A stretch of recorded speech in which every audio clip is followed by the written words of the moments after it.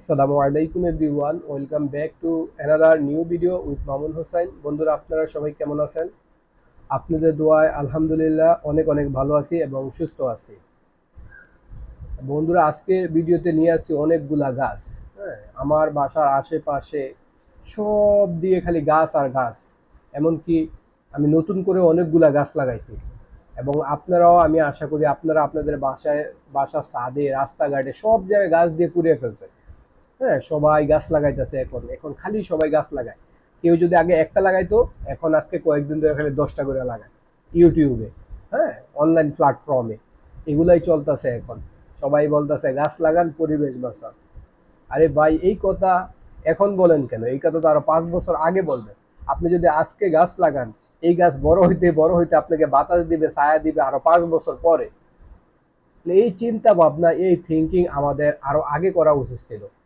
দেখেন গর্বে আমাদের কি অবস্থা। এই যে গামতাছি আর আপনাদের সামনে কথা বলতেছি, এই যে পাঞ্জাবি সব ভিজা, সব ভিজা এগুলা। বুঝতে পারছেন? এটা এখন ঢাকা শহর এমন চলতেছে।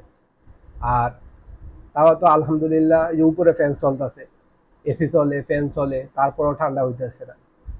হ্যাঁ, কিন্তু গ্রাম অঞ্চলের মানুষ তো বিদ্যুৎ মানে পায় না। 24 ঘন্টার মধ্যে হিসাব করলে 12 ঘন্টা ঠিক মতো পায় না। 1 ঘন্টা 1 ঘন্টা পর পরে লোডশেডিং হয়। আজকে আমাদের ঢাকাতে, যে আমাদের এরিয়াতে মনে হয় আধা ঘন্টা নিয়ে রাখছে, বেশি রাখে না। দেখেন কি পরিমাণ গরম পড়তেছে। এই গরমে আমরা সহ্য করতে পারতেছি না।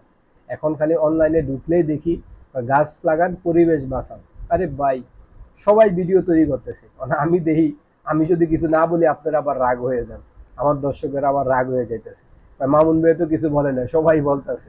এই জন্য সবার রিকোয়েস্টে এখন একটু কথা বলতেছি। কারণ হলো কি, আমরা আজকে যেটা চিন্তা করতেছি, যে আজকে যে পরিস্থিতিতে আমরা পড়ছি, যে কি পরিমাণ গরম হইতেছে, এটা আমরা আমাদের নিজেদের কামাই করা ফল এবং ফসল। আমরা সবাই গাছপালা যা আছে সব কেটে উজাড় করে দেই, খালি বিল্ডিং উঠেতেছে, 10 তলা 20 তলা 15 তলা, খালি ঘর বাড়ি ফসলি জমি কেটে দিতেছে।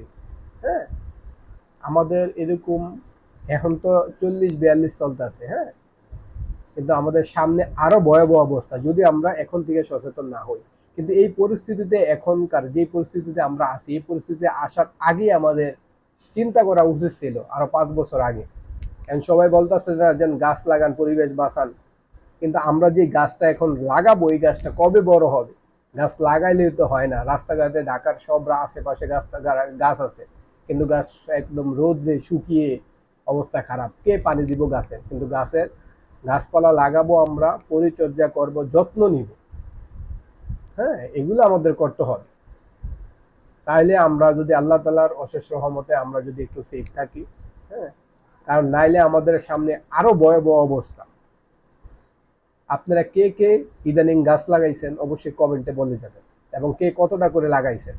আমিও লাগাইছি ইনশাল্লাহ, মানে ইনশাল্লাহ লাগাবো, লাগাইনি। আর যদি লাগাই তাহলে বলি আলহামদুলিল্লাহ। হ্যাঁ, যেহেতু লাগাবো তাহলে ইনশাআল্লাহ লাগাবো, চেষ্টা করব। কিন্তু আমি কোথায় গাছ লাগাবো? ছাদের মধ্যে। আমাদের ছাদে কিছু গাছ আছে, ফল টলের গাছ আছে, আম, তারপর লেবু টেবু, এটা সেটা গাছ আছে, অ্যালোভেরা গাছ আছে। কিন্তু আপনারা চেষ্টা করবেন যাদের জায়গা আছে বিল্ডিং এর আশেপাশে প্রচুর পরিমাণে গাছ লাগানো। হ্যাঁ, তাই যদি না লাগাই তাহলে আমাদের সামনে আরো ভয়াবহ অবস্থা, পরিস্থিতির শিকার হইতে হবে।